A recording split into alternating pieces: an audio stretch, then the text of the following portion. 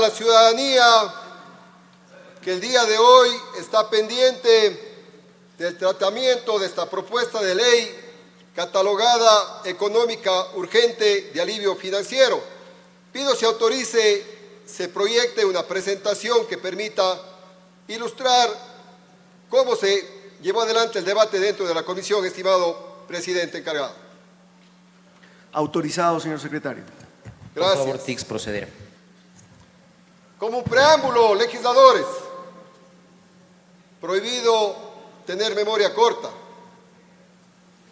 Si no simpatizamos y no tenemos empatía con los ciudadanos, toda ley que generemos no tendrá los resultados esperados.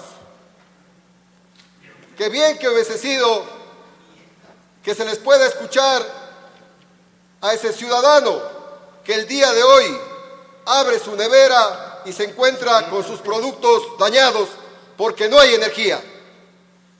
Qué bien que se le podría haber escuchado al dueño de su tienda que ha disminuido las ventas porque de las 24 horas de energía únicamente ha tenido 10 o 12 y que ha contraído la economía, el mal manejo energético, porque los comercios han perdido alrededor de 700 millones de dólares. Y a ellos, ¿quién les ha preguntado cómo aliviar financieramente todo el daño económico que han sufrido el día de hoy? Sectores productivos señalan una pérdida de 7.500 millones de dólares por los cortes energéticos. Las cosas por su nombre. No podemos tratar de maquillar lo que vive el día de hoy los ecuatorianos. Y como llegó el proyecto de ley, siguiente diapositiva, por favor, es necesario señalar y resaltar que esta era una ley impositiva que buscaba gravar los impuestos. O ya nos olvidamos de que querían ponerle el 2% sobre los ingresos brutos a las universidades. Así llegó el proyecto de ley. O ya nos olvidamos que también, como una acción populista para ver si recuperan algo de credibilidad, querían dar un disque bono a los que se encuentran en este momento con una condición deprimida y ni siquiera les entregan el presupuesto para cumplir con los bonos que el día de hoy reciben por la ayuda los diferentes sectores vulnerables de la patria. La siguiente, por favor.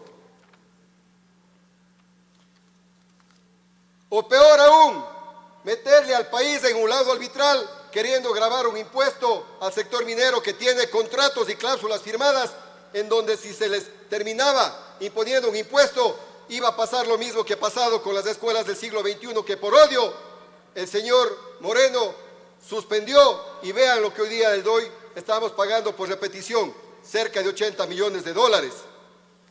Y peor aún, quisieron ingresar una propuesta para legitimar las donaciones, las migajas, como crédito tributario de los poderosos y pudientes que según ellos, con donaciones que hacen a la policía y a las Fuerzas Armadas, se les tenía que dar crédito tributario en detrimento de la soberanía de los ecuatorianos y la soberanía de todo el pueblo. No lo íbamos a permitir.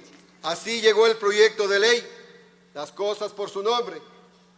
¿Qué hicimos en la comisión? Actuando con madurez. Cambiamos cerca del 80% de la propuesta inicial. Y llevamos adelante un debate que permitió construir propuestas. Siguiente, por favor.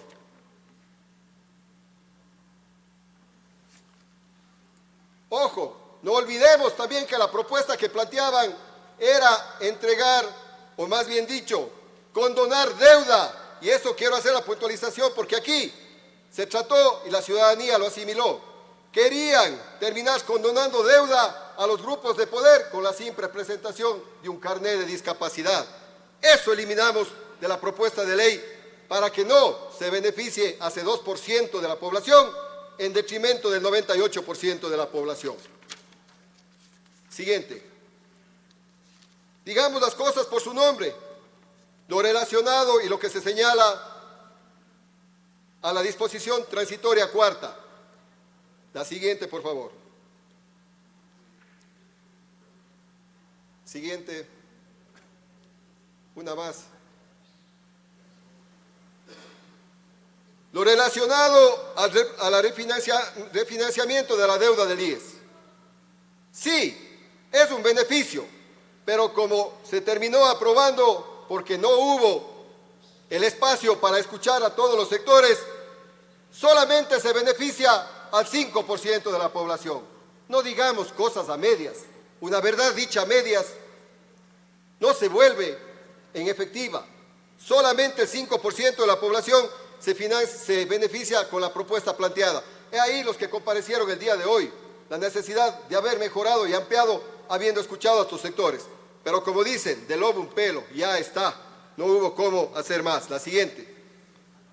Se ha anunciado, y doy datos, se anunció aquí una medida de último momento relacionado a los que tienen deudas con la banca privada y que beneficiarían a más de 4,000 personas que tienen deuda de hasta $10,000, intereses y recargos de hasta $50,000. Con datos, el total del universo en realidad son 2,738. El capital, alrededor de 930 millones. Los intereses, $140 millones. El total de la deuda son $1,273 millones. Esta medida solamente le va a beneficiar al 1%. Entonces no es la gran medida. No le vendan humo a los ecuatorianos, por favor. Empecemos a hablar la verdad. Solamente el 1% de sus deudores se terminan beneficiando. Con datos que matan cualquier relato sin fundamento. La siguiente. Responsablemente propusimos, no todo se acogió, una propuesta que la planteamos inclusive en el pleno de esta asamblea fue de que se termine repatriando de los 8.500 millones de dólares que tenemos en banca, en Suiza, en su gran medida, únicamente el 10% y poder haber inyectado a la economía local para dinamizar la economía. No se hizo caso. Allá, ¿cuánto cobra de interés el Banco Central del Ecuador? 3%, 4%. Cuando llegue ese dinero acá, se podría haber inyectado a crédito a una tasa de 5 o 6%, siendo más rentable para el Estado ecuatoriano y siendo un verdadero alivio para los ecuatorianos, porque el día de hoy la banca chulquera nos asfixia, nos agobia y lamentablemente no hemos tomado una medida que ponga un pare a tanto abuso de ciertos sectores de la banca chulquera. Pero bueno, hicimos una incorporación importantísima. El seguro de desempleo existe. Lo que se consiguió es que se amplíe el plazo y se operativice su acceso al seguro de desempleo. Un tema vital y fundamental que lo planteamos desde el despacho. Bien dicen por ahí que a veces los legisladores nos peleamos que cuántos proyectos de ley han presentado. El uno ha presentado 15, el otro ha presentado 9, el otro ha presentado 20. ¿Y cuántos son ley de la República? Muy probablemente ni uno. Nosotros efectivamente, una propuesta más que la planteamos y que se convierte con esta aprobación en ley de la República, que la maquinaria incautada, producto de la minería ilegal, ya no sea quemada, ya no sea eliminada, sea transferida al Ministerio de Transporte y Obras Públicas y a los gobiernos autónomos descentralizados para que de esta manera sirva como un instrumento para dar atención al sistema vial. Esas son acciones ciertas que van en beneficio de la colectividad. Siguiente diapositiva, por favor. La gente clamaba, el proyecto nunca lo contempló. La conectividad pésima, no sirve, no funciona. Y las operadoras, bien, gracias, llenándose los bolsillos y sin dar ninguna medida de remediación. Dentro de la propuesta de ley se incorporó la obligatoriedad para que las operadoras telefónicas tengan que compensar, remediar el mal servicio que brindan el día de hoy en telefonía fija y en telefonía celular. Y de igual manera, lo importante de escuchar a sectores muy vulnerables, el sector educativo, quienes han venido arrastrando créditos por no haber podido honrar esa deuda producto de la pandemia, de la falta de empleo, de la falta de ingreso económico. Se les condona intereses, multas, recargos a todos esos estudiantes que han hecho el esfuerzo para prepararse, pero que no han podido pagar la deuda porque no han accedido a un trabajo.